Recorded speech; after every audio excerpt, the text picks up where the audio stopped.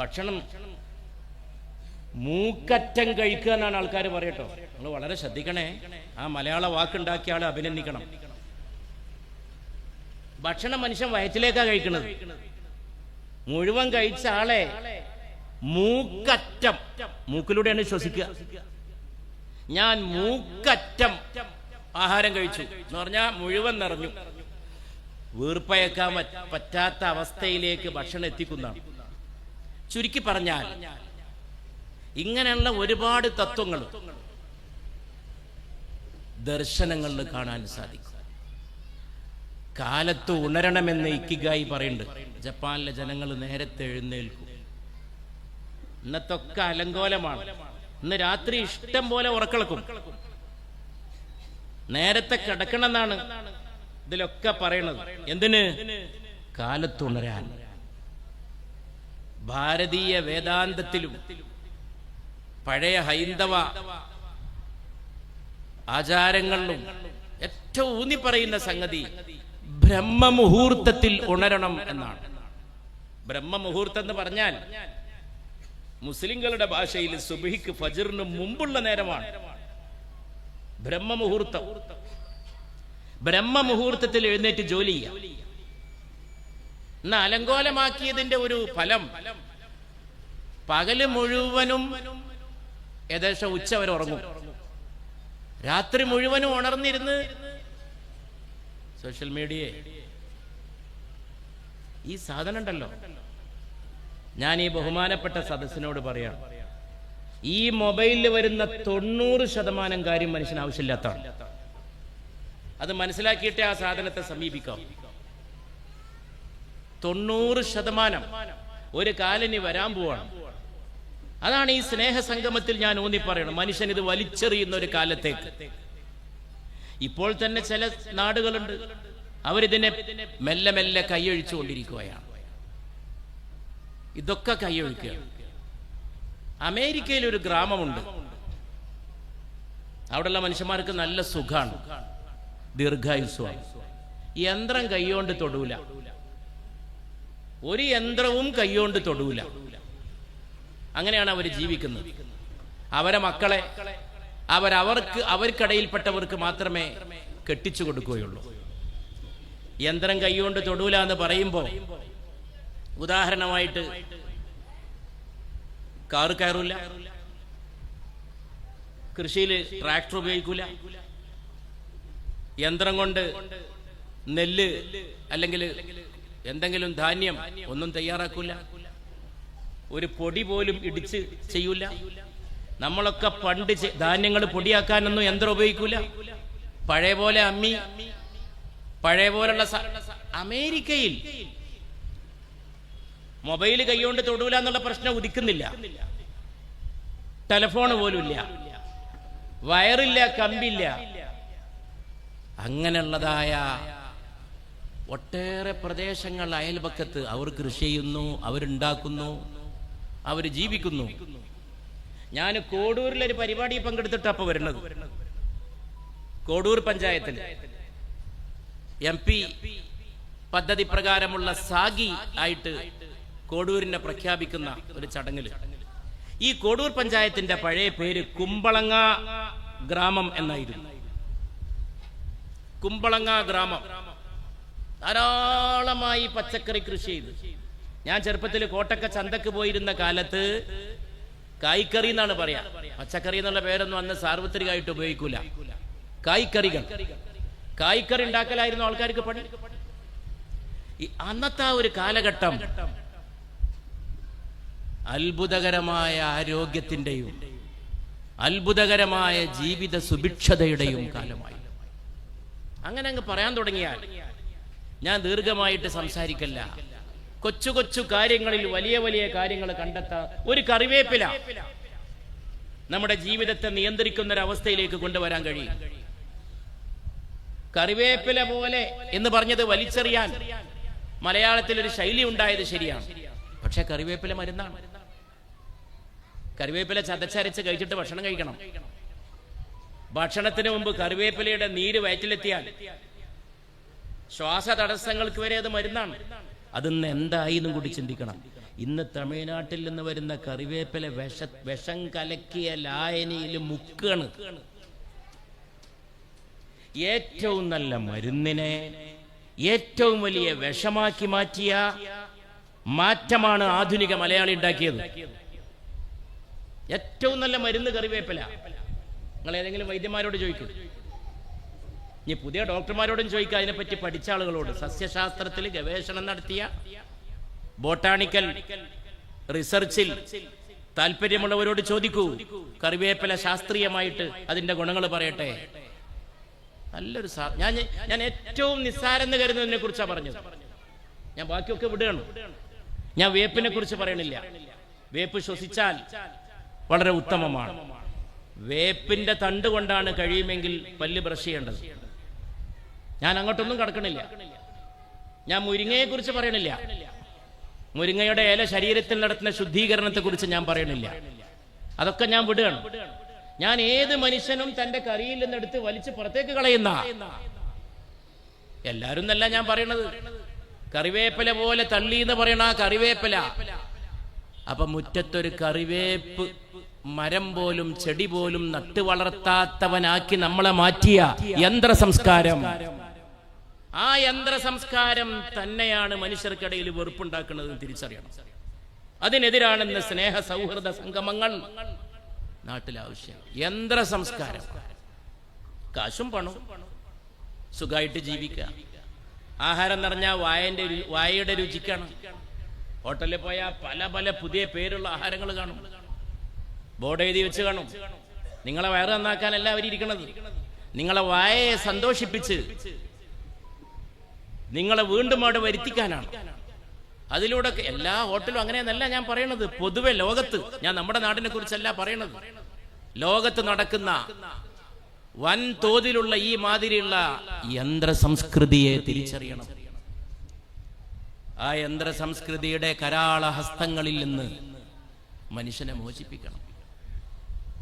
അതിനുള്ളതായ തയ്യാറെടുപ്പുകൾ ഉണ്ടായിരിക്കണം. മനുഷ്യനെ മനുഷ്യനായിട്ട് കണ്ടിട്ട് ബഹുമാനിക്കണം. ഇനിയിപ്പോ ഒരു വലിയ വെല്ലുവിളി വരാൻ പോവാണ്. അതെന്താണ്? നിർമ്മിത ബുദ്ധി, ആർട്ടിഫിഷ്യൽ ഇന്റലിജൻസ്. ബുദ്ധി ഉണ്ടാക്കുക, ബുദ്ധി യന്ത്രത്തിൽ ഉണ്ടാക്കുക, മനുഷ്യന്റെ ബുദ്ധി യന്ത്രത്തിൽ ഉണ്ടാക്കുക. AI എന്നെന്ന് പറഞ്ഞാൽ പണ്ട് എയർ ഇന്ത്യയാണ്. പണ്ട് എയർ ഇന്ത്യയുടെ ചുരുക്കപ്പേരാണ് AI. ഇന്ന് AI എന്ന് പറഞ്ഞാൽ മാറി, ആർട്ടിഫിഷ്യൽ ഇന്റലിജൻസ് അതിന്റെ ചുരുക്കപ്പേരാണ്. നിർമ്മിത ബുദ്ധി. എന്തായി നിർമ്മിത ബുദ്ധി? നീ ചെയ്യുന്നതൊക്കെ യന്ത്രം ചെയ്യും. കൂട്ടാനുണ്ടാക്കിത്തരും, ബില്ലുണ്ടാക്കിത്തരും, ഭൂമി കളക്കും. പ്രിയപ്പെട്ടവരെ, ഞാൻ 2 ആഴ്ച മുമ്പ് അല്ലൈനിൽ പോയി. ഞാൻ എൻ്റെ അനുഭവങ്ങൾ പങ്കുവെച്ച് ഇങ്ങനെ അങ്ങോട്ട്, ഞാൻ ഒരു പ്രസംഗം ചെയ്യാനല്ല ഇവിടെ നിൽക്കുന്നത്. ഈ സദസ്സിന് ഫലവത്തായെന്ന് എനിക്ക് തോന്നുന്ന എൻ്റെ ചില ചിന്തകൾ പങ്കുവെക്കാൻ ഞാൻ നിങ്ങളുമായിട്ട് ഇങ്ങനെ സംവദിക്കുകയാണ്. ഞാനിവിടെ പ്രസംഗിക്കല്ല. പ്രിയപ്പെട്ടവരെ, ഞാൻ അവിടെ പോയത് ഇന്നത്തെ പ്രധാനമായിട്ട് ഞാൻ സംസാരിക്കാൻ ഉദ്ദേശിച്ചത് നിർമ്മിത ബുദ്ധിയെ കുറിച്ചാണ്. നിർമ്മിത ബുദ്ധി ഇന്ന് വലിയൊരു ലോകത്താകെ വന്നുകൊണ്ടിരിക്കുകയാണ്. നിർമ്മിത ബുദ്ധി. ഹൈക്കോടതിയിലെ വക്കീൽ കഴിഞ്ഞ ദിവസം എന്നോട് പറഞ്ഞു, പല ഹർജി ഇപ്പൊ തള്ളുകയാണ്. കോർട്ട് കൊടുക്കുന്ന ചില ഹർജി പരിശോധനയ്ക്ക് മുമ്പ് തള്ളുകയാണ്. എന്താ കാരണം? നോക്കുന്നത് നിർമ്മിത ബുദ്ധിയാണ്. നിർമ്മിത ബുദ്ധിക്ക് ഹർജി അയച്ചു കൊടുക്കണം. അവിടെ മനുഷ്യന്മാര് നോക്കണില്ല. ആ നിർമ്മിത ബുദ്ധിക്ക് തോന്നുന്നത് അവരെടുക്കും, വരാത്ത തള്ളും. നാട്ടിലൊക്കെ വരാൻ പോവാണ്. മുറുക്കാൻ കടകളിൽ വരെ നിർമ്മിത ബുദ്ധി വരാൻ പോവാണ്. ഞാൻ ഈ പുസ്തകങ്ങളൊക്കെ വായിച്ച അടുത്ത കാലത്ത് എനിക്ക് വളരെ താല്പര്യം, കൗതുകം ജനിപ്പിച്ചൊരു സംഗതിയാണ് നിർമ്മിത ബുദ്ധി. അപ്പൊ ഞാൻ അതിനെക്കുറിച്ച് സംസാരിക്കാൻ അല്ല ഇതിന്റെ സർവശക്തന്റെ കാരുണ്യത്താൽ ജീവിതത്തിൽ എന്ത് സംഭവിക്കുന്നതിന്റെ പിന്നിലും സർവശക്തന്റെ ഒരു നിർണയം ഉണ്ട് എന്നാണല്ലോ. എനിക്ക് പ്രത്യേകിച്ച് എൻ്റെ ജീവിതത്തിൽ ഓരോന്നും തോന്നലുണ്ട്, ഒരു ദിവസം എന്തെങ്കിലും ഒന്ന് കണ്ടാൽ അതിലൊരു നന്മ ഉണ്ട്. അത് സർവശക്തന്റെ കാരുണ്യമാണ്. ദൈവം നമുക്കായി നൽകിയിട്ടുള്ളതാണ്. ദൈവം നമ്മെ വഴി നടത്തുകയാണ്. ദൈവം നമ്മെ മുന്നോട്ട് കൊണ്ടുപോവുകയാണ്.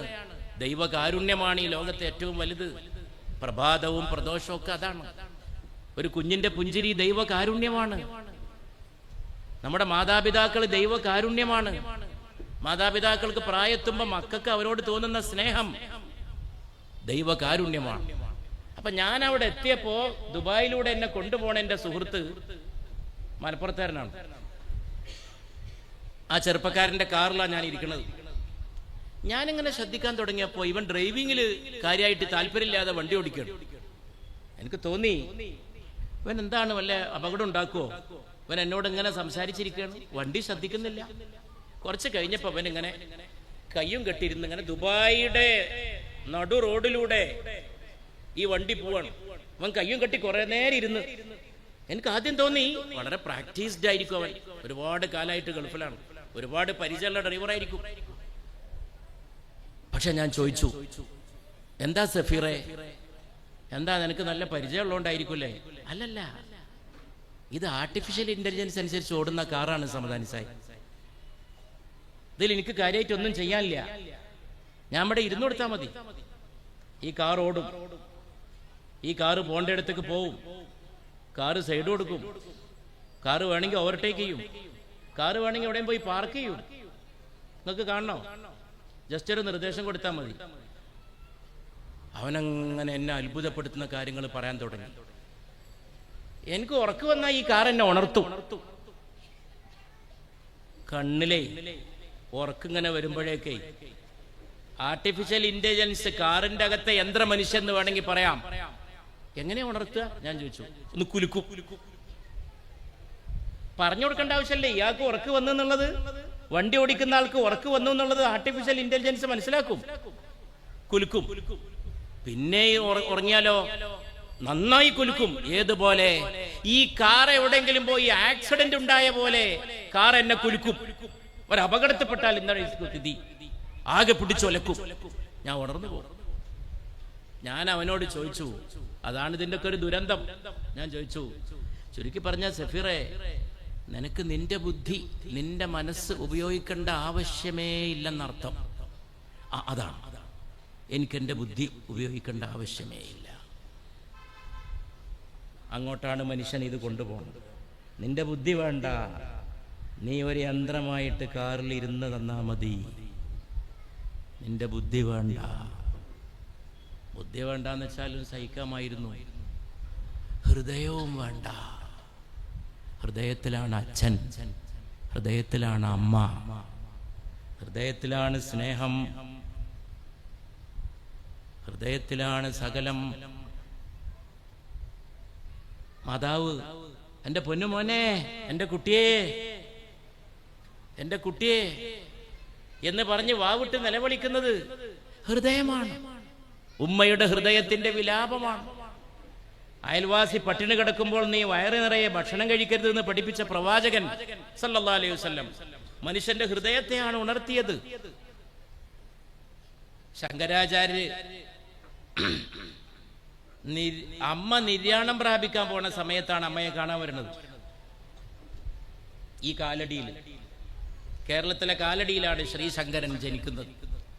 അപ്പൊ അമ്മ ചോദിക്കുന്നുണ്ട്, മരിക്കാൻ പോണ നേരത്ത് മോനോട്, എന്നെ വളരെ സ്പർശിച്ചിട്ടുള്ള ശ്ലോകങ്ങളാണത്. ഞാൻ ചിലയിടത്തൊക്കെ അത് സംസാരിച്ചിട്ടുണ്ട്. എൻ്റെ അമ്മ പ്രസംഗം ഒരുപാട് മലയാളികൾ കേട്ടതാണ്. അതിൽ ഈ ശങ്കരൻ്റെ ശ്ലോകം, അതിലൂടെ തന്നെ എത്ര ആളുകൾ കേട്ടിട്ടുണ്ട്. അമ്മ ചോദിക്കും, മോനെ, നിന്നെ പെറ്റു വളർത്തി, നിന്നെ പോറ്റി വലിയ ആളാക്കി, മോനെ നീ എന്താ എനിക്ക് പകരം നൽകുക?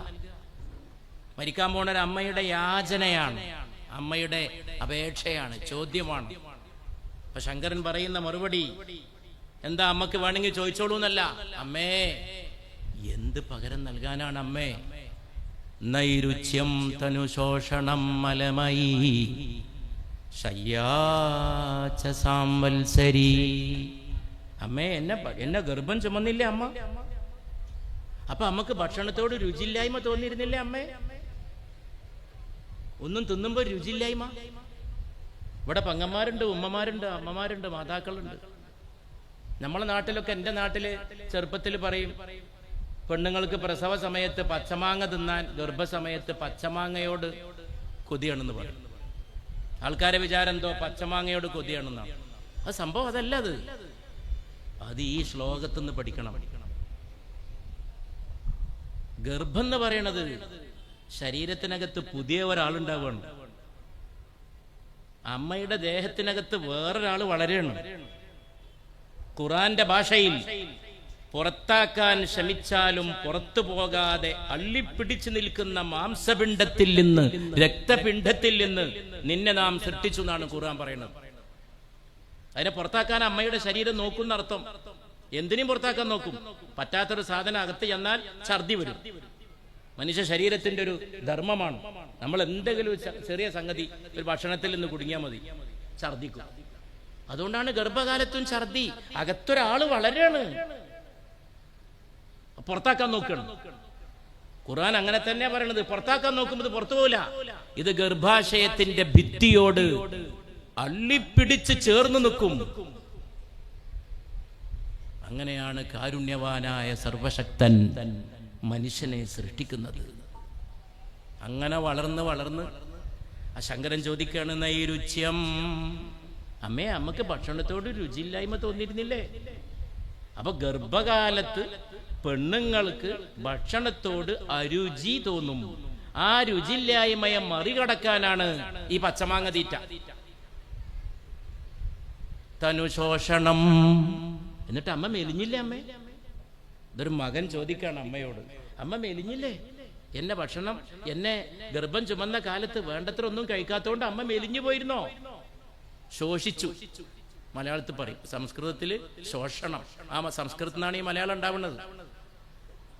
നൈരുച്യം തനുശോഷണം മലമയീ ശയ്യാചസാംവത്സരീ. ഒരു കൊല്ലം എന്റെ മലമൂത്രത്തിൽ അമ്മ കിടന്നില്ലേ?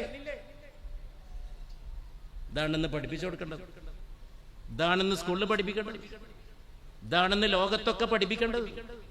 ഞാൻ എല്ലാം പഠിപ്പിക്കേണ്ടത്. ആർട്ടിഫിഷ്യൽ ഇന്റലിജൻസും അല്ല സകല ശാസ്ത്രങ്ങളും. മാതാവില്ല, പിതാവില്ല.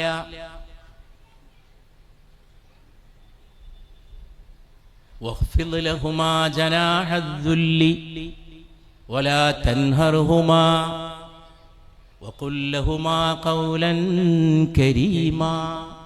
നിന്റെ മാതാപിതാക്കൾക്ക് മുമ്പിൽ നീ നിന്റെ വിനയത്തിന്റെ ചിറക് താഴ്ത്തിക്കൊടുക്കണം. മാതാപിതാക്കളുടെ മുമ്പിൽ മക്കള് വിനയത്തിന്റെ ചിറക് താഴ്ത്തണം. ഖുർആൻ പറയാണ്, വിനയം എന്ന് പറഞ്ഞാൽ തന്നെ അടക്കാണ്, ചിറക് എന്ന് പറഞ്ഞാൽ അടക്കാണ്. ആ ചിറക് താഴ്ത്തണം മാതാപിതാക്കളുടെ മുമ്പിൽ മക്കള്. അത് പോലീസുകാരുടെ മുമ്പ് പോയി നിൽക്കുന്ന പ്രതികൾ നിൽക്കുന്ന മാതിരി നിൽക്കല്ലത്. സ്നേഹം കൊണ്ട്, ബഹുമാനം കൊണ്ട് അവരെ മുമ്പിൽ അങ്ങ് കീഴ്പ്പെട്ടു പോയി.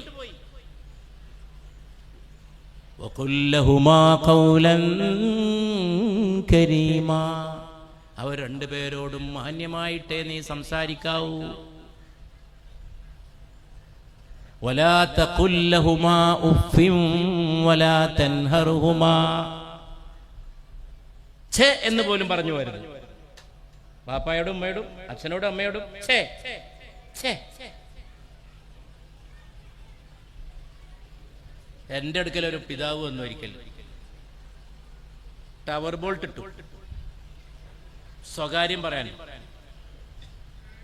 മക്കളെ ഭാഗത്തുനിന്നുള്ള ഒരുപാട് കഷ്ടപ്പാടുകളെ പറ്റി പറഞ്ഞിട്ട് എന്നോട് കരഞ്ഞു. എൻ്റെ വീട്ടില് എന്നോട് പറയാൻ വേണ്ടി വന്നിട്ട് ടവർ ബോൾട്ട് ഇട്ടു, സ്വകാര്യം ഒക്കെ പറഞ്ഞിട്ട് ഞാൻ പറഞ്ഞു, നിങ്ങൾ എന്ത് ഇങ്ങനെ ഭീരുവായിട്ട് സംസാരിക്കണത്? ഞാൻ അദ്ദേഹത്തോട് ചോദിച്ചു, നിങ്ങൾ പിതാവല്ലേ, നിങ്ങൾക്ക് ചോദിച്ചൂടെ, നിങ്ങൾക്ക് പറഞ്ഞൂടെ, നിങ്ങൾക്ക് അധികാരല്ലേ, വീട്ടിൽ നിങ്ങളല്ലേ നാഥൻ, എന്തുകൊണ്ട് നിയന്ത്രിക്കുന്നില്ല? ഒറ്റ മറുപടിയാ, തല താഴ്ത്തിയിട്ട് എന്നോട്, അവരുടെ ചെലവിലാണ് ഞാൻ കഴിയണത് സമാധാനിച്ചായി.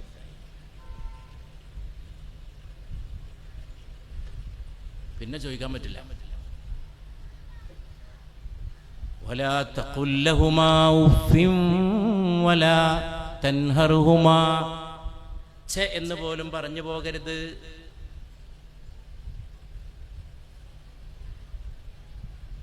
മകൻ അങ്ങോട്ടോ ഇറങ്ങി പോകുമ്പോ വീട്ടിന്റെ മൂലയിൽ ഇങ്ങനെ ചടഞ്ഞു കിടക്കണ അവശനായ ഉപ്പ അല്ലെങ്കിൽ അച്ഛൻ,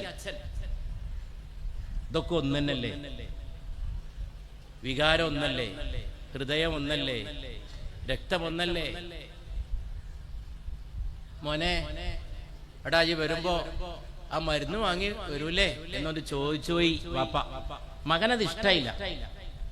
മകനെല്ലാം സൗകര്യം ചെയ്തു കൊടുത്തിരിക്കണ്, വീട് കെട്ടി കൊടുത്തിരിക്കണ്, കാശും പണ്ടും കൊടുത്തിരിക്കണ്, വീട്ടിൽ സർവൻസ് ഉണ്ട്, പണി. അവരോട് ആരെയും പറഞ്ഞാൽ പോരെ, അവരാരെയും കൊടുന്നേരൂ. ഈ തിരക്കുള്ള എന്നോട് പറയണോ? ഇസ്തിരിയൊക്കെ ചുളിയാതെ ഇങ്ങനെ വീട്ടിൽ നിന്ന് ഇങ്ങനെ രാവിലെ ഇറങ്ങണ മകൻ നീരസത്തോടെ ഒന്ന് നോക്കി, ഒരു ചെറിയ ഒരു അനക്ക വാക്ക്. അപ്പാക്കിപ്പോ അത് എന്നോട് തന്നെ പറയണോ? അവരാരെയും കൊണ്ടുവന്നേരൂലേ? ഈ ഒരു വാക്ക് മതി. കണ്ണൂരിലൊരു സാഹിത്യ സെമിനാർ നടന്നു, അറബി സാഹിത്യ സെമിനാർ. ജോർദാൻ എന്നൊരു പണ്ഡിതൻ വന്നു. അദ്ദേഹം അരമണിക്കൂർ സംസാരിച്ചത് ഖുർആനിലെ ഈ വാക്കിനെ കുറിച്ചാണ്. മാതാപിതാക്കളോട് ഛേ എന്ന് പറയും. അപ്പൊ ഈ കിടക്കണ പിതാവിന്റെ മാതാവിന്റെ മനസ്സിൽ പോയി അത് കൊണ്ടു. മോന്റെ ആ ഒരു നീരസം, കിണറ്റിലെ വെള്ളത്തിൽ പോയി കല്ല് വീണ പോലെ പാവം വൃദ്ധന്റെ മനസ്സ് അന്ന് രാപ്പകലത് ആലോചിച്ച് കിടന്നു. അവന്റെ ചെറുപ്പത്തിലെ കഥ അയാൾ ഓർത്തു, അമ്മ ഓർത്തു. മുണ്ടുടുക്കാൻ കഴിഞ്ഞിരുന്നില്ല. നമ്മളെ മലപ്പുറത്തെ ഭാഷയിൽ പറഞ്ഞാൽ തുണി എടുക്കുക. തുണി ഇങ്ങനെ എടുത്തു കൊടുക്കും, പിന്നെ അഴിഞ്ഞു പോകും. എടാ കുട്ടിയെ, അവന്റെ നഗ്നത, മാതാപിതാക്കൾക്ക് മുമ്പിൽ എന്ത് നഗ്നത ചെറുപ്പത്തില്. അവൻ പിന്നെയും അവന് കുട്ടിക്ക് മുണ്ടെടുത്തു കൊടുക്കും, അത് അഴിഞ്ഞു ചാടും.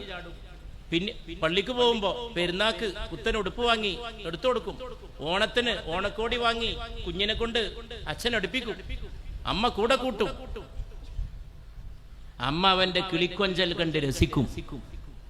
അമ്മയുടെ മാറത്ത് കിടന്ന് അവൻ സ്വർഗം പോലെ കിടന്നുറങ്ങും. ഇതൊക്കെ മറന്ന് വലിയ ആകാശം മുട്ടി വളർന്നവൻ ഒരു ചെറിയ ചോദ്യത്തിന്റെ മുമ്പിൽ എന്നോട് ചില മക്കൾ പറയും, ഞാൻ ബാപ്പാക്ക് അച്ഛന് ചെയ്യേണ്ടതൊക്കെ ചെയ്തു കൊടുത്തു, എല്ലാം ചെയ്തു. അപ്പൊ ഞാൻ അവരോട് തിരിച്ചു ചോദിക്കും, എന്തൊക്കെ ചെയ്തത്? വീട് കെട്ടിക്കൊടുത്തു, ആളെ നിർത്തിക്കൊടുത്തു. ചിലവരിപ്പോ വേറൊന്ന് പറയും, ഞാൻ മെയിൽ നഴ്സിനെ നിർത്തിക്കൊടുത്തു. നോക്കാനേ മക്കൾക്ക് നോക്കാൻ ഒഴിവില്ല, മെയിൽ നഴ്സ് നോക്കണം. ഞാൻ തിരിച്ചു ചോദിക്കും, നെറ്റി തലോടി കൊടുക്കാറുണ്ടോ? ഞാൻ ഇങ്ങനെയൊക്കെ വിശ്വസിക്കുന്ന ഒരാളാണ്. ഇതാണ് എൻ്റെ വിശ്വാസം. ഇതെന്റെ പ്രസംഗമല്ല. എൻ്റെ ഉപ്പയുടെ കാല് ഒഴിഞ്ഞു കൊടുത്തിട്ടാണ് ഞാൻ ജീവിതം തുടങ്ങുന്നത്. എൻ്റെ ഉപ്പ വലിയ പണ്ഡിതനായിരുന്നു. ഉപ്പയുടെ കാലെടുത്തിട്ട് ഞാൻ എൻ്റെ മടിയിൽ വെക്കും. രാത്രി മണിക്കൂറുകളോളം, പകലൊക്കെ ഉപ്പാക്ക് കാലിൽ വേദന വരുമ്പോൾ നേരെ എൻ്റെ മടിയിലേക്ക് നീട്ടിയോ. ഉപ്പയാണ് എന്നെ എല്ലാം പഠിപ്പിച്ചത്. ഉപ്പക്ക് എല്ലാ ഭാഷ അറിയായിരുന്നു. ഇംഗ്ലീഷ്, ഉറുദു, ഹിന്ദി, മലയാളം, സുന്ദരമായ മലയാളം ഭാഷകളൊക്കെ ഉപ്പാൻ്റെ ഇന്നാ പഠിച്ചത്. വീട്ടിൽ നിന്നാണ് എൻ്റെ പാഠശാല. ഈ കാല് നല്ല മിനുസുള്ള കാല. അതിങ്ങനെ ഒഴിഞ്ഞ് ഒഴിഞ്ഞ് ഒഴിഞ്ഞ് മണിക്കൂറുകൾ കഴിഞ്ഞ് എൻ്റെ കണ്ണിലിങ്ങനെ ഉറക്ക് വരും. ഞാൻ വിശ്വസിക്കുന്നത് അതിൻ്റെ പുണ്യത്തിലാണ് ഞാൻ ഇന്നും ജീവിക്കുന്നതെന്നാണ്. അതാണ് ശങ്കരൻ ചോദിച്ചത്, നൈരുച്യം തനു ശോഷണം മലമയീ ശയ്യാച. എന്റെ മലമൂത്രത്തെ അമ്മ കിടക്കയാക്കിയില്ലേ അമ്മേ, ഒറ്റ കൊല്ലം സംവത്സരി. ഇപ്പൊ കഴിഞ്ഞ ദിവസം കേരളത്തിൽ ഒരു മകൻ അമ്മയെ കൊന്നത് തീ കൊടുത്തിട്ടാണ്. തീയിട്ട് ചുട്ടു അമ്മയെ. അമ്മ മരിച്ചു എന്ന് ഉറപ്പുവരുത്താൻ ഗ്യാസ് സിലിണ്ടർ കൊണ്ട് തല ചതച്ചരച്ചു. പാമ്പ് ചത്തോന്നറിയാൻ ചെരുപ്പ് കൊണ്ട് ഇങ്ങനെ നമ്മളെ നാട്ടിലൊക്കെ ആൾക്കാർ ഇങ്ങനെ ചതച്ചു നോക്കും. തള്ള പോയോ, തള്ളക്ക് വല്ല ബാക്കിയും ഉயிருണ്ടോ, ഇതെവിടെയും കൊണ്ട് ദേഹം കളയണല്ലോ, മുഴുവൻ ജീവനും കളഞ്ഞു എന്ന് ഉറപ്പുവരുത്താൻ. അതിനുമുമ്പ് അവൻ വേറൊന്ന് ചെയ്തു വെച്ചിരുന്നു. എല്ലാ ദിവസവും അമ്മയെ അടിക്കുമായിരുന്നു അത്രേ. അപ്പൊ അടി കൊള്ളുമ്പോ അമ്മ അയൽപക്കത്തെ വീട്ടിലേക്ക് ഓടും. ഞാനിങ്ങനെ ആലോചിക്കും, ഒരു മദ്യപാനി മകനുണ്ടെങ്കിൽ പിന്നെ ആ സ്ത്രീക്ക് ജീവിതം നരകം. ഒരു മദ്യപാനി ഭർത്താവാണെങ്കിൽ സഹിക്കുക, അടികൊള്ളുക. ഇത് കേരളത്തിലേ ഉള്ളൂ. യൂറോപ്പിൽ മനുഷ്യന്മാര് മദ്യപിക്കുന്നുണ്ട്, അമേരിക്കയിൽ മദ്യപിക്കുന്നുണ്ട്. അമ്മക്ക് സഹിക്കേണ്ടി വരില്ല, അമ്മ പാട് നോക്കി പോകും. ഒരു മകനും സഹിക്കില്ല, ഒരു മകളും സഹിക്കില്ല. ഇവിടെ സഹിക്കുക. എൻ്റെ ഒരു പ്രസംഗമുണ്ട്, അമ്മ എന്ന അലക്കുകാരി ഏത് അലക്കാരിക്കും കാശ് കൊടുക്കണം. യൂട്യൂബിലുണ്ട്, ഒരുപാട് ആൾ കണ്ടിട്ടൊന്നും കേട്ടിട്ടുള്ളതാണ്. ഈ അലക്കുകാരിക്കുള്ള മെച്ചം കാശ് കൊടുക്കണം. എൻ്റെ സുഹൃത്ത് ഗോകുലം ഗോപാലേട്ടൻ ദക്ഷിണ കേരളത്തിൽ വലിയൊരു വൃദ്ധജനങ്ങൾക്ക് വേണ്ടി ഒരു ആരോഗ്യ കേന്ദ്രം നടത്തുന്നുണ്ട്, വൃദ്ധസദനം. ഒരിക്കൽ എന്നോട് വിചിത്രമായൊരു കഥ പറഞ്ഞു. ഒരമ്മ ഉണ്ട് അവിടെ, ഒരുപാട് കാലമായിട്ട് അവിടെ പാർക്കാണ്. മകൻ കൊണ്ടുവന്നാക്കിയതാണ്, ആരുമില്ല, മകൻ കൊണ്ടുവന്നാക്കിയിട്ട് പോയി. പിന്നെ മകൻ തിരിഞ്ഞു നോക്കില്ല.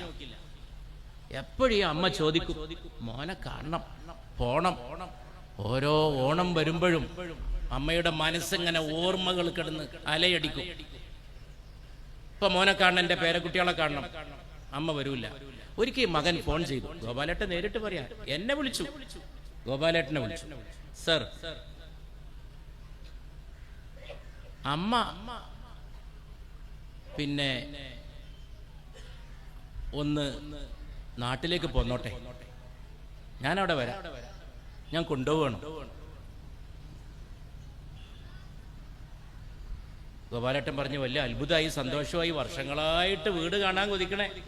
അമ്മ പടുത്തുണ്ടാക്കിയ വീടായിരിക്കും, അമ്മ കണ്ണീരൊഴുക്കി കെട്ടിപ്പടുത്ത വീടായിരിക്കും, അമ്മയും അച്ഛനും കൂടി ആട്ടി പുറത്താക്കാണ്.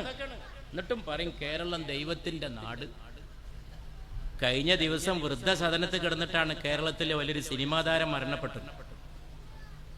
വലിയ ആക്ടർ, ചെറിയ ആളൊന്നുമല്ല, നിരവധി നൂറുകണക്കിൽ സിനിമയിൽ അഭിനയിച്ച പ്രശസ്തനായ, ഏത് മലയാളി എവിടെ കണ്ടാലും അദ്ദേഹത്തിന്റെ മുഖം ഓർക്കും. ഞാൻ പേര് പറയണില്ല. ആരും തിരിഞ്ഞു നോക്കാതെ വൃദ്ധസദനത്തിൽ കിടന്ന് മരണപ്പെട്ടു. വലിയൊരു നടി കോഴിക്കോട്ട് വൃദ്ധസദനത്തിൽ കിടന്ന് മരണപ്പെട്ടു. ഒരു പഞ്ചായത്ത് പ്രസിഡന്റ് കേരളത്തിൽ വൃദ്ധസദനത്തിൽ കിടന്ന് മരണപ്പെട്ടു. തിരിഞ്ഞു നോക്കാൻ ആളില്ലാത്ത ഇത്തരം മനുഷ്യരെ ഓർക്കുമ്പോ മാതിരിയുള്ള പ്രമാണങ്ങളും കൂടി ഓർക്കണം. അപ്പോ ഗോപാലേട്ടൻ സന്തോഷിച്ചു. ഗോപാലേട്ടൻ ചോദ്യം ചോദിച്ചു, അല്ല മോനെ, അമ്മയെ കൊണ്ടുപോകാൻ തീരുമാനിച്ചത് നന്നായി, എന്താ ഇപ്പൊ നിനക്ക് ഇങ്ങനെ തോന്നി? ഇത്രയായിട്ട് അമ്മയെ കൊണ്ടുപോകാത്ത നീ ഇപ്പോഴെങ്കിലും അമ്മയെ കൊണ്ടുപോകുന്നതിന് എനിക്ക് വലിയ സന്തോഷം. എന്താ മോനെ തോന്നിയത്? അതിപ്പോ സാറിനോട് പറയാലോ. വീട്ടിലൊരു ജോലിക്കാരിയെ കിട്ടാൻ വേണ്ടി ഞാൻ ഒരുപാട് അന്വേഷിച്ചു, ഒരു പണിക്കാരത്തിയെ കിട്ടണില്ല. അപ്പൊ അമ്മ ഏതായാലും അവിടെ വൃദ്ധസദനത്തിലുണ്ട്. എന്റെ കുട്ടികളെ നോക്കാൻ ആളില്ല, അലക്കണം, എന്തേലും ഉണ്ടാക്കണം, കുട്ടികളെ രാവിലെ സ്കൂൾക്ക് പറഞ്ഞേക്കണം, കൂലിയൊക്കെ കൊടുക്കാം, പണിക്കാരത്തിയെ കിട്ടാനില്ല.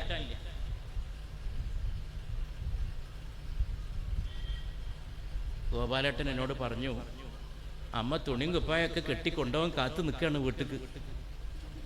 ഇത് ഞാൻ അവരോട് പറഞ്ഞില്ല.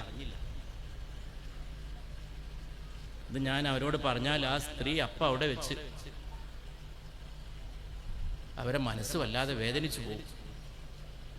അതും അറിയാതെ മകന്റെ കൂടെ അവർ കയറിപ്പോയി. നീ ജീവിതത്തിൽ ആരോടാണ് ഏറ്റവും കൂടുതൽ, ഞാൻ ജീവിതത്തിൽ ആരോടാണ് ഏറ്റവും കൂടുതൽ കൂറ് പുലർത്തേണ്ടത് എന്ന് ചോദിച്ചപ്പോ പുണ്യ റസൂലിന്റെ മറുപടി, നിന്റെ മാതാവിനോട് സല്ലല്ലാഹു അലൈഹി വസല്ലം. പിന്നെ ആരോട് എന്ന് രണ്ടാമതും ചോദ്യം ആവർത്തിച്ചു. ഒന്നാമത്തെ ആള് മാതാവാന്ന് മനസ്സിലായി, രണ്ടാമത്തെ ആളാരാ? മാതാവിനോട്. രണ്ടാമതും മാതാവിനോട്. ചോദ്യകർത്താവ് ചോദിച്ചു, മൂന്നാമത് പിന്നാരോടാ? അപ്പോഴും ആവർത്തിച്ചു ദൈവദൂതർ സല്ലല്ലാഹു അലൈഹി വസല്ലം, നിന്റെ മാതാവിനോട്. നാലാമതും ചോദ്യം ആവർത്തിച്ചപ്പോൾ അവിടുന്ന് പറഞ്ഞു, നിന്റെ പിതാവിനോട്. ഇന്നിപ്പോ ഇതൊക്കെ തച്ച് തകർക്കണം, ഇതിനൊക്കെ നിഷേധിക്കണം. ദൈവം വേണ്ട, മതമൂല്യങ്ങളും വേണ്ട, വിവാഹം വേണ്ട എന്നാണ് കേരളത്തിൽ പുതിയ മുദ്രാവാക്യം. ലിവിങ് ടുഗദർ, ഒന്നിച്ച് പാർക്കുക. നിയമപ്രകാരമുള്ള മാരേജ് അല്ല, ഒന്നിച്ച് പാർക്കുക. പെൺ സുഹൃത്ത്, ആൺ സുഹൃത്ത്, കല്യാണം വേണ്ട. ഞാൻ എത്രയോ ഹിന്ദു കല്യാണങ്ങൾക്ക് പോയിട്ടുണ്ട്. അടുത്തൊരു ക്രൈസ്തവ കല്യാണത്തിന് പോയി. ഒരു 2 മണിക്കൂർ ഞാൻ നിന്നു. ബൈബിളിലെ ഓരോ സാധനം വായിച്ചു കൊടുക്കണം.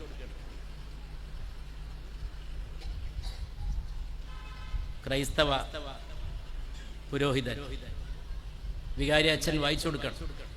ഞാൻ ഭക്ഷണം കഴിച്ചില്ലെങ്കിലും അവളെ ഞാൻ ഭക്ഷണം കഴിപ്പിക്കും, ഞാൻ ഉടുത്തില്ലെങ്കിലും അവളെ ഉടുപ്പിക്കും. നീ അങ്ങനെ പറയാണ്. പറഞ്ഞ് പിന്നൊരു ചടങ്ങ്.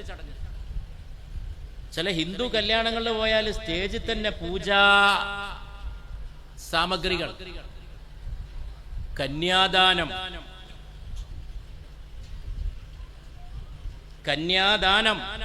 പെണ്ണിന്റെ കൈ പിടിച്ച്, വധുവിന്റെ കൈ പിടിച്ച് വരൻ ആ അഗ്നിയെ വലയം ചെയ്യും.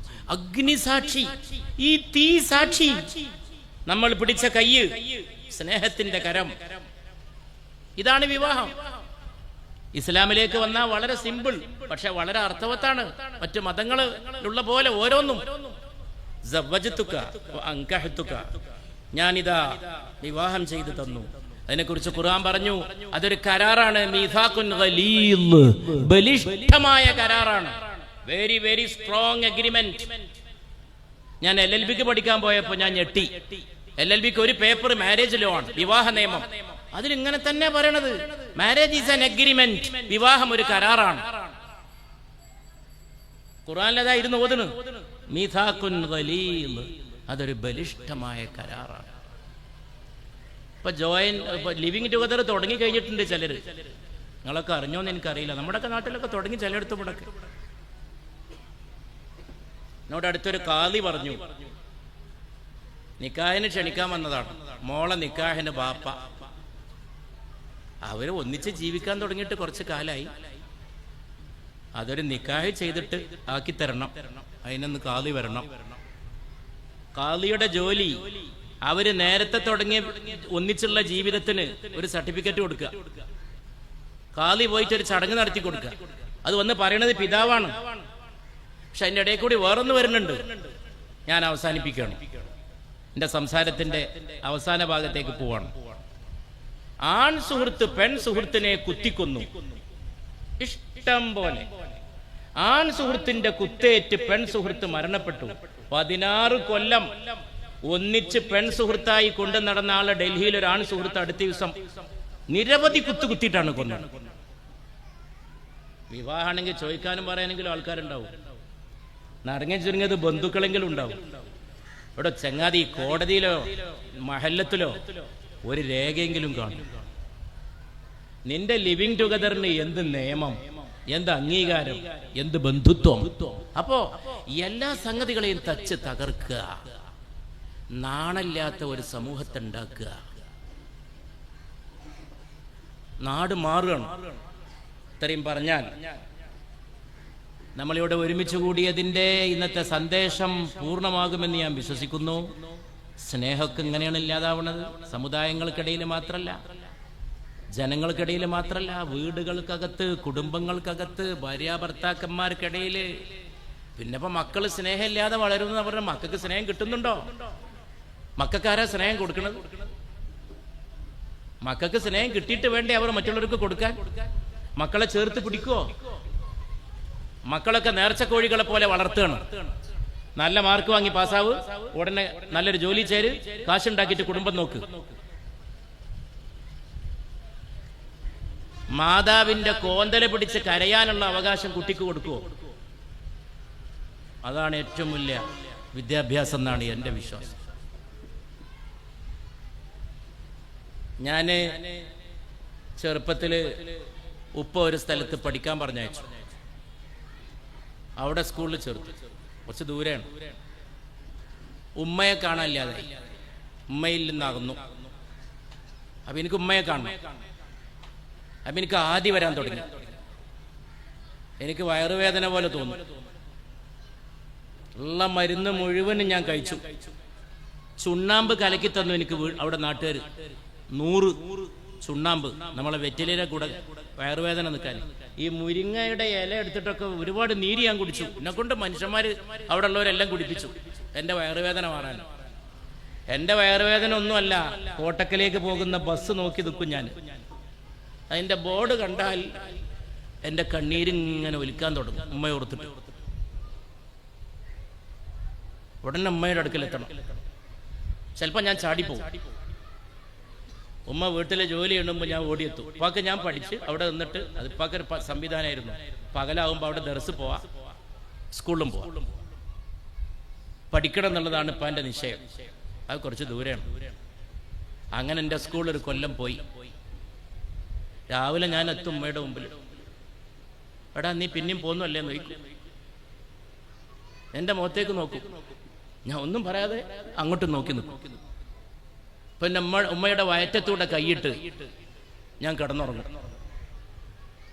ഞാൻ ചെയ്തിരുന്നൊരു കാര്യമാണ് എൻ്റെ ചെറുപ്പത്തിൽ. ഉമ്മയുടെ വയറ്റത്തൂടെ കൈയിട്ട് ഞാൻ കിടന്നുറങ്ങും. ഉമ്മാക്ക് അസുഖമായിരുന്നു, ആസ്തമ. അത് ചില സമയത്ത് വളരെ കൂടുതലാവും.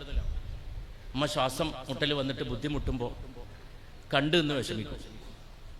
ഒരു ചെറിയ പെരുന്നാക്ക് എല്ലാവരും നാട്ടിക്ക് ജുമഅക്ക് പോകുമ്പോൾ ഉമ്മക്ക് കലശലായ ശ്വാസം മുട്ടലുണ്ടായി. മസ്ജിദ് നിസ്കാരം കഴിഞ്ഞ് വന്ന് ഉമ്മയെ കൂട്ടി തിരൂർ ആശുപത്രി കൊണ്ടുപോയി. എൻ്റെ ഉടുപ്പ് മുഴുവൻ ഉമ്മ ചോര ഛർദ്ദിച്ചു. എൻ്റെ തുണിയും കുപ്പായൊക്കെ ഉമ്മയുടെ രക്തം. ഞാൻ അതിനെപ്പറ്റി പറയും, രക്തം രക്തത്തോട് ചേർന്നു. എൻ്റെ രക്തം എൻ്റെ ഉമ്മ ഒരു വലിയ പണ്ഡിത കുടുംബത്തിൽ, സൈനുദ്ദീൻ മഖ്ദൂമിൻ്റെ കുടുംബത്തിലാണ് ജനിച്ചത്. മഹാപണ്ഡിതന്മാരുടെ, മഖ്ദൂമുമാരുടെ, എല്ലാവർക്കും നന്മ ചെയ്തിരുന്ന ഉമ്മ മരിക്കുമ്പോൾ ചെറുപ്പമായിരുന്നു. തിരൂരിൽ നിന്ന് ഞാൻ പുറത്തേക്ക് മരുന്ന് വാങ്ങാൻ പോയി. മരുന്ന് വന്ന് ഞാൻ വാങ്ങി വന്ന് നിൽക്കുമ്പോൾ ഉമ്മ മരിച്ചുകൊണ്ടിരിക്കുകയാണ്. പിടിച്ചൊരു ടാക്സി കൊണ്ടുവന്നു വീട്ടിലേക്ക്. ഉമ്മയുടെ ദേഹം മടി കിടത്തി. പങ്ങള് മാത്രമുണ്ട്, എന്താ ചെയ്യേണ്ടതെന്ന് അറിയില്ല. കാറിൽ കിടത്തിയപ്പോൾ കാല് പുറത്തേക്കാണ്. അപ്പോൾ ഒരു തോർത്തുണ്ടോണ്ട് കാല് പൊതിഞ്ഞു. പഴയ കാറ്, ടാക്സി കാർ. ഉമ്മയുടെ നാട്ടിലേക്ക് കാറ് വിട്ടു. പങ്ങൾ പറഞ്ഞു അവിടെ കബറടക്കാനായിരിക്കും കുടുംബത്തിൽ ഉമ്മാൻ്റെ ബന്ധുക്കൾ, അമ്മാമ്മമാര്, ഒരുപാട് ആൾക്കാർ. അന്ന് മാത്രം ഉപ്പ എന്നോട് അതൃപ്തിയോടെ നോക്കി. കാരണം ഉപ്പ ഒരു കബർ, ഉപ്പാൻ്റെ കബറിൻ്റെ അടുത്ത് കുഴിച്ചിട്ടിരുന്നു ഉമ്മാക്ക് വേണ്ടി. മറ്റൊരു സ്ഥലത്തേക്കാണ് ഉമ്മ എത്തിയത്. ഉമ്മയുടെ നാടാണ്. ഉമ്മയുടെ വാപ്പമാരൊക്കെ ഉള്ള വളരെ പണ്ഡിതന്മാർ കിടക്കണേ അച്ചിപ്പുറ വലിയ ജമാഅത്ത് പള്ളിയുടെ ഖബർസ്ഥാനാണ്. പക്ഷെ ഉപ്പ ആഗ്രഹിച്ച പോലെ ആ ഖബർ ഇന്നും അവിടെ കിടക്കണം. ഇന്ന് ഉപ്പയുടെ ഖബറിൻ്റെ അടുത്ത് ആ ഖബർ മൂടി കിടക്കുക. ഇങ്ങനെ നമ്മെ ജീവിതത്തിൽ നമ്മളാക്കുന്നത് എന്ത് എന്ന് തിരിച്ചറിയുന്നില്ലെങ്കിൽ ഒരു വിദ്യാഭ്യാസം കൊണ്ടും കാര്യമില്ല. എൻ്റെ ഒരു പ്രസംഗം ഇന്നലെ എനിക്കൊരാൾ അയച്ചു തന്നു. ഞാൻ കരുനാഗപ്പള്ളി ചെയ്ത പ്രസംഗമാണ്. അന്ന് കട്ട് ചെയ്തിട്ടൊരു വീഡിയോ ക്ലിപ്പാണ്. എന്താ പ്രസംഗത്തിന്റെ പേര് എന്നറിയോ? അവർ കൊടുത്തിരിക്കുന്ന ഹെഡിങ്, ആർക്ക് വേണം മാർക്ക്, കുട്ടികളോട് സമദാനി. ആർക്ക് വേണം മാർക്ക്, കുട്ടികളോട് സമദാനി. ഇന്നലെ രാത്രി ആൾ എനിക്ക് അയച്ചെന്നാണ്. അമീർ, ഞാൻ പ്രസംഗിച്ചതാണ്. ആർക്ക് വേണടോ മാർക്ക്? എല്ലാവർക്കും ഉണ്ട് 90%, 99%. മനുഷ്യനറിയില്ല, പെരുമാറാൻ അറിയില്ല, മാതാവിനറിയില്ല, പിതാവിനറിയില്ല, ജീവിതത്തെ പറ്റിയൊരു ഗന്ധമില്ല. എൻ്റെ ഒരു സുഹൃത്ത്, അവൻ്റെ കുട്ടി രാവിലെ സ്കൂൾക്ക് മാതാവിന് ഉമ്മ കൊടുത്തിട്ടാ പോയത്. വരുമ്പോ ഒരു കയറ് വാങ്ങിയിട്ട് വീട്ടിന്റെ മുകളിൽ തൂങ്ങി അങ്ങ് മരിച്ചു. ഞാൻ അവനെ ആശ്വസിപ്പിക്കാൻ പോയി. എന്നോടെല്ലാവരും പറഞ്ഞു, സമദാനി സാഹിബ് പോണം, അവനൊരു ആശ്വാസമാവും. പോയി. അവൻ്റെ അടുത്ത് ഞാൻ ചെന്നിട്ട് മെല്ലെ ഇങ്ങനെ പറയാൻ നോക്കി. അവൻ ഉടനെ വിഷയം മാറ്റി. അപ്പൊ ആശ്വസിപ്പിക്കാൻ പോലും എനിക്ക് കഴിഞ്ഞില്ല. അവനത് കേൾക്കാനേ സാധിക്കുന്നില്ല. അവൻ എന്നോട് വേറെ ഓരോന്ന് പറയാൻ തുടങ്ങി. ഞാനും വേറെ ഓരോന്ന് പറഞ്ഞ് അവിടുന്ന് പോന്നു. എന്തിനാ ഈ കുട്ടി ചെയ്തത് നീ നിമിഷം വരെ ആർക്കും അറിയില്ല. അതിൽ എന്നെ ഞെട്ടിപ്പിച്ചത്, അവന് തൂങ്ങാനുള്ള കയറ് അവൻ വാങ്ങി, കാശ് കൊടുത്ത് വാങ്ങി.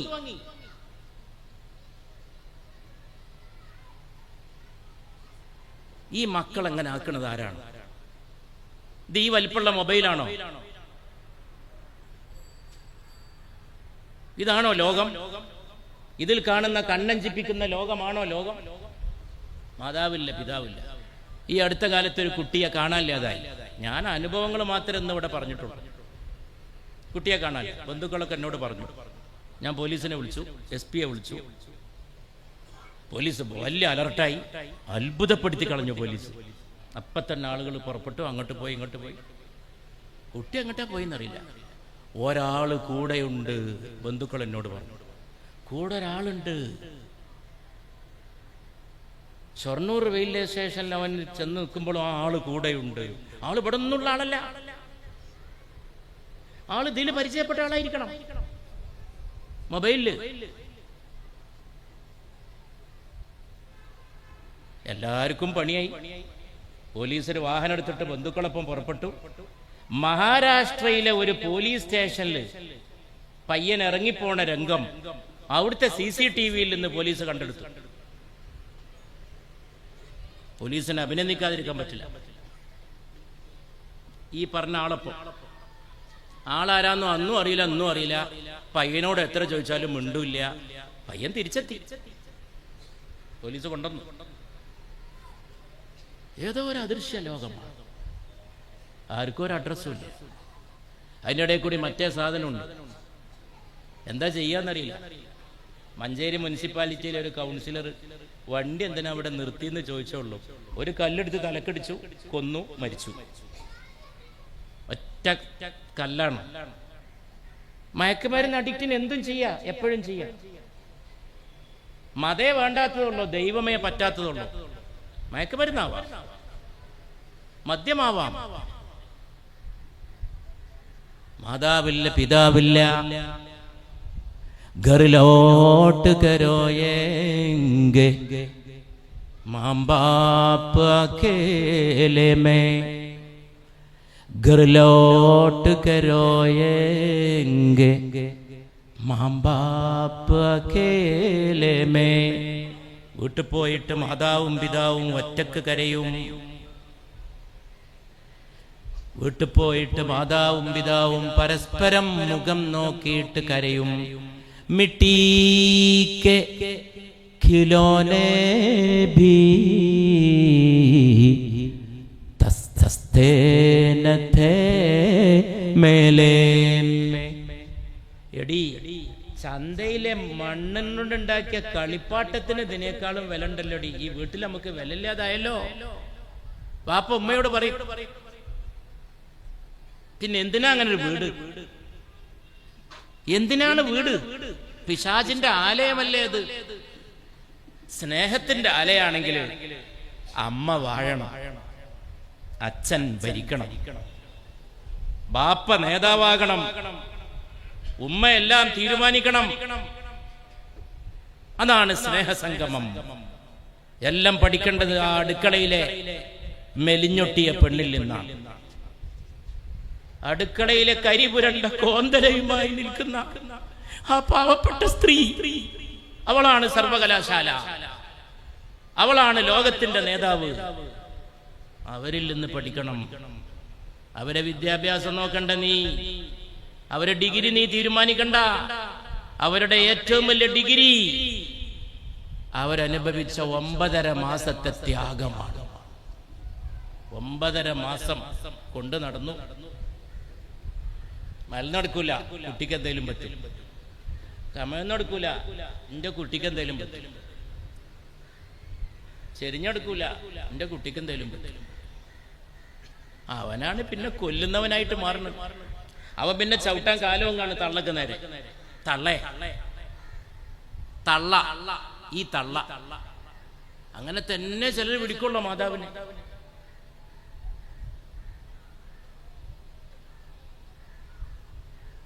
MT വാസുദേവൻ നായരുടെ ചരിത്രത്തിൽ ഞാൻ കഴിഞ്ഞ ആഴ്ച ചെന്നൈ പോയിരുന്നു. MTയുടെ സാഹിത്യോത്സവം ഉദ്ഘാടനം ചെയ്തു. ഞാൻ അവിടെയും പറഞ്ഞു, MTയെ ഗർഭം ചുമന്നപ്പോൾ അമ്മക്ക് തീരെ സുഖമില്ലാതായി, ഒരുപാട് അസുഖം വന്നു. ചിലരൊക്കെ പറഞ്ഞു ഈ കുഞ്ഞിനങ്ങ് കളഞ്ഞേക്ക്. പണ്ടൊക്കെ ഒരു പരിപാടി ഉണ്ട്, അസുഖം വന്നാൽ തള്ളിൻ രണ്ടാളും കൂടിയും ബാക്കിയാവില്ല എന്നാ പറയാ. ഇന്നത്തെ മാതിരി ചികിത്സ ഒന്നും ഇല്ലാത്ത രണ്ടാളും കൂടിയും ബാക്കിയാവില്ല, ഒന്നുകിൽ തള്ള അല്ലെങ്കിൽ കുട്ടി. അങ്ങനെ ഒരു അവസ്ഥ വന്നു. അപ്പൊ MTയോട് ബന്ധുക്കൾ പറഞ്ഞു, ആ കുഞ്ഞിനങ്ങ് കളഞ്ഞേക്ക്. ഒന്ന് ആലോചിച്ച് നോക്കൂ പ്രിയപ്പെട്ടവരെ, 90 കഴിഞ്ഞ MT വാസുദേവൻ നായരെ ഇന്ന് മലയാളി ലോകം മുഴുവൻ ആഘോഷിക്കുകയാണ്. അതിനെ തന്നത് ആ പാവപ്പെട്ട സ്ത്രീയാണ്. ആ സ്ത്രീയോട് ബന്ധുക്കൾ പറഞ്ഞു, അങ്ങ് കളഞ്ഞേക്ക്. അന്ന് കളയാന്ന് പറഞ്ഞൊരു പരിപാടി ഉണ്ട്, കുട്ടിയെ അങ്ങ് ഇല്ലാതാക്കുക, ആശുപത്രിയിൽ പോയിട്ട് കളയാ, ഗർഭചിത്രം നടത്തുക. അമ്മ പറഞ്ഞു, ഇല്ല, എന്റെ കുട്ടീനെ ഞാൻ കളയില്ല. ആ കുട്ടിയാണ് ഇന്ന് വളർന്ന് പടർന്ന് പന്തലിച്ച് നിൽക്കുന്ന, ജ്ഞാനപീഠം ജയിച്ച, മലയാളത്തിന്റെ ഖ്യാതി ലോകം മുഴുവൻ എത്തിച്ച MT. അതുകൊണ്ട് MTയുടെ ജന്മദിനത്തിന് മാതൃഭൂമി എന്നോടൊരു ലേഖനം ചോദിച്ചു. ഞാൻ അമ്മയെ പറ്റി എഴുതി, MTയുടെ അമ്മയെ പറ്റി. ഞാൻ ആ ലേഖനം MTയുടെ അമ്മക്ക് സമർപ്പിച്ചു. MTയുടെ ജന്മദിനത്തിന് മാതൃഭൂമിയിൽ ഈ എളിയവൻ എഴുതിയ ലേഖനം MT വാസുദേവൻ നായരെ കുറിച്ചല്ല, MT വാസുദേവൻ നായരെ ലോകത്തിന് നൽകിയ ആ അമ്മയെ കുറിച്ചാണ്. മലപ്പുറം കോട്ടക്കുന്നുമ്മ MTയുടെ കഥാപാത്രങ്ങൾ അവതരിപ്പിക്കുന്ന ഒരു പരിപാടി എൻ്റെ സുഹൃത്ത് സൂര്യ കൃഷ്ണമൂർത്തി അവതരിപ്പിച്ചു. അത് ഉദ്ഘാടനം ചെയ്യാൻ എന്നെ ക്ഷണിച്ചു. MTയുടെ കഥാപാത്രങ്ങൾ നിഴലും വെളിച്ചവും ലൈറ്റ് ആൻഡ് സൗണ്ടായിട്ട് രംഗത്ത് വന്നു. അമ്മയെ മാത്രം രംഗത്ത് കൊണ്ടുവന്നില്ല. MTയുടെ കഥകളിലൊക്കെ അമ്മ ശക്തമായിട്ടുണ്ട്. അമ്മ എന്ന കഥാപാത്രം, അമ്മയില്ലാതെ ലോകത്തൊന്നുമില്ല, അമ്മയാണെല്ലാം. പക്ഷേ അമ്മ ശബ്ദത്തിലുണ്ട്, രൂപത്തിലില്ല. അങ്ങനെയാണ് സൂര്യ കൃഷ്ണമൂർത്തി ചെയ്തത്. ആ ശബ്ദം ഇങ്ങനെ എൻ്റെ മനസ്സിൽ അലയടിച്ചു. അന്ന് രാത്രി ഞാൻ MTയെ വിളിച്ചു, ഒന്ന് കാണണമെന്നേ പറഞ്ഞുള്ളൂ. രാവിലെ വരാൻ പറഞ്ഞു. ഞാൻ കോഴിക്കോട്ട് പോയി. വീട്ടിലെത്തിയപ്പോൾ MT കോലായിൽ ഇരിക്കുകയാണ്. ഒരു പുസ്തകം ടീപ്പോയുടെ മുന്നിൽ വെച്ചിട്ടുണ്ട്. എന്നെ കാത്തിരിക്കുകയാണ്. അതിൻ്റെ മുകളിൽ എൻ്റെ പേര് എഴുതി ഒപ്പിട്ടിട്ടുണ്ട് പുസ്തകത്തിന്റെ ആദ്യത്തെ ഉൾപേജിൽ. എന്താ പുസ്തകത്തിന്റെ പേര് എന്നറിയോ? അമ്മയ്ക്ക്. ഇതൊന്നും ഞാൻ പറഞ്ഞിട്ടില്ല. മനോരമയിൽ ഒരു ചെറുപ്പക്കാരൻ ഇതിനെ കുറിച്ച് ലേഖനം എഴുതി. ടെലിപ്പതിയാണോ എന്ന് പറഞ്ഞു. ഞാൻ അമ്മയെ കുറിച്ച് പറയാൻ ആഗ്രഹിച്ചു. അവിടെ ചെന്നപ്പോ അമ്മയെ കുറിച്ചുള്ള പുസ്തകം എനിക്ക് തന്നു. അതിന്റെ ആദ്യം മറിച്ചു നോക്കിയാൽ കാണുന്നത് ഒരു മങ്ങിയ ഫോട്ടോ ആണ്. MT വാസുദേവൻ നായരുടെ അമ്മ. കൂടല്ലൂര് കുറ്റിപ്പുറത്തുനിന്ന് കുറച്ചങ്ങോട്ട് പോയിട്ട്, ഇപ്പൊ പാലക്കാട് ജില്ലയാണ്, ഭാരതപ്പുഴയുടെ തീരത്ത് വലിയ വെള്ളപ്പൊക്കം ഉണ്ടായപ്പോ എല്ലാരും കൂടി MTയുടെ തറവാട്ടിക്ക് വന്നു. കിടക്കാനടല്ല, ഉള്ള പായൊക്കെ ചുരുട്ടിക്കൂട്ടി വലിയ വീടാണ് അവരുടെ മന. അവിടെ കിടക്കാൻ ഒരുപാട് ആളെ കിടത്തി. MT പറയാണ്, അവസാനം ആമിനുമ്മയും മക്കളും വന്നു. ആമിനുമ്മയും മക്കളും വന്നു. എല്ലാരും പറഞ്ഞു, ഇനി എവിടെ കിടക്കാൻ സ്ഥലമൊക്കെ നിറഞ്ഞു. അപ്പൊ അമ്മ ചോദിച്ചു, ആമിനുവിനെ എവിടെ കിടത്തുക?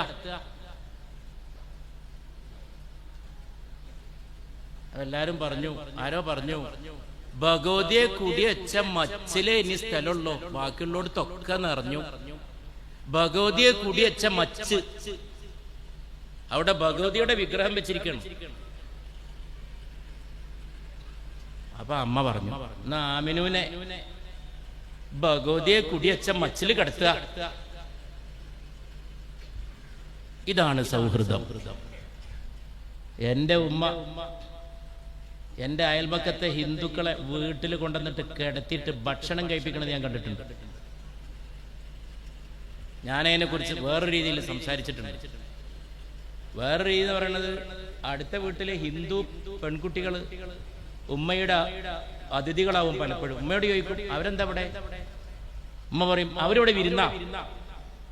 ഒരു മകനോട് ഒരു മാതാവിന് പറയാൻ കഴിയാത്തൊരു കാരണം ആ വിരുന്നിലുണ്ട് എന്ന് ഉമ്മ മരിച്ചിട്ടാണ് ഞാൻ മനസ്സിലാക്കിയത്.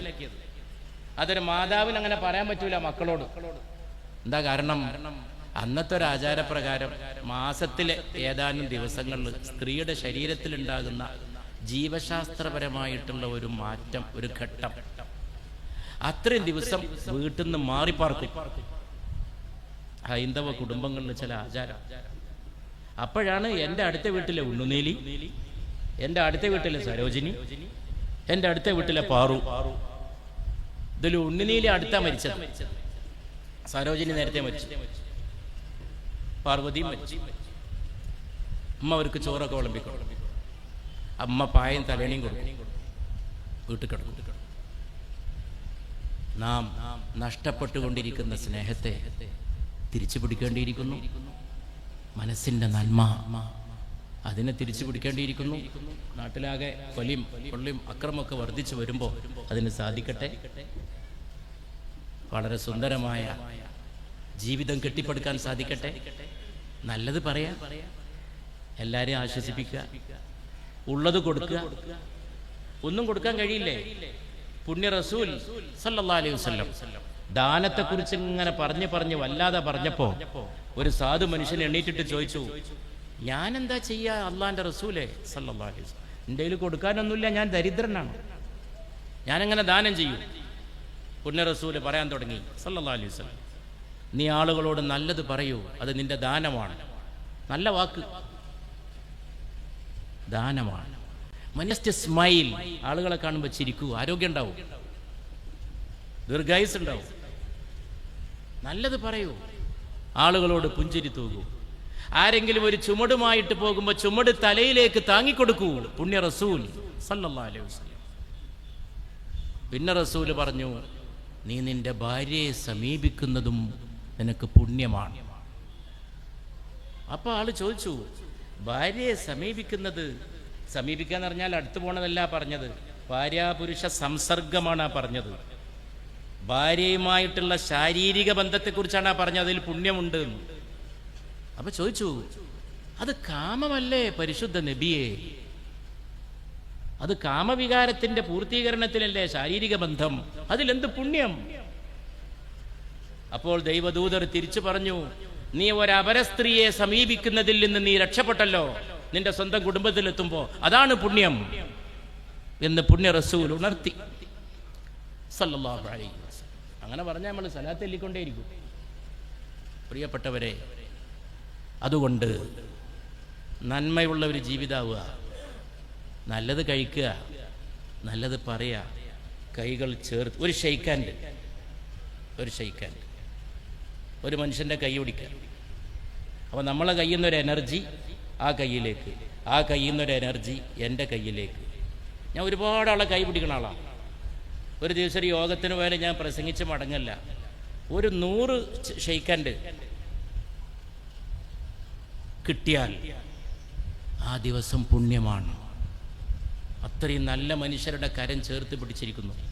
ഇംഗ്ലീഷിലൊരു പഴമൊഴിയുണ്ട്, നീ എങ്ങോട്ടെങ്കിലും പോകുമ്പോൾ ആരെങ്കിലും ഒരു ഷെയ്ക്കാൻഡിന് കൈ നീട്ടിയാൽ ഉടനെ കൊടുത്തേക്കണം. നീ ആ വഴിക്ക് നാളെ പോയില്ലെന്ന് വന്നേക്കാം, ആ മനുഷ്യനെ വീണ്ടും കണ്ടില്ലെന്നും വന്നേക്കാം. നമ്മൾ ചിലപ്പോൾ ഒരാളെ കാണുന്നത് എന്നത്തേക്കുമായിട്ടായിരിക്കും. കഴിഞ്ഞ ദിവസം ലീഗാപ്പീസിൻ്റെ മലപ്പുറത്ത് മുമ്പിൽ വെച്ചിട്ട് മുസ്ലിം ലീഗിൻ്റെ 75ാം വാർഷികത്തിൻ്റെ ആഘോഷം നടക്കുക. ഞാനത് കഴിഞ്ഞ് ഒരുങ്ങിപ്പോവാണ്. എൻ്റെ മുമ്പിലേക്ക് യൂസുഫ് വന്നു, CH യൂസുഫ്, മലപ്പുറത്തെ പാർട്ടിയുടെ ഒരു പ്രവർത്തകൻ. കാറിൻ്റെ അടുത്തുനിന്ന് കുറേ പറഞ്ഞു, കുറേ ലോഹ്യം പറഞ്ഞു.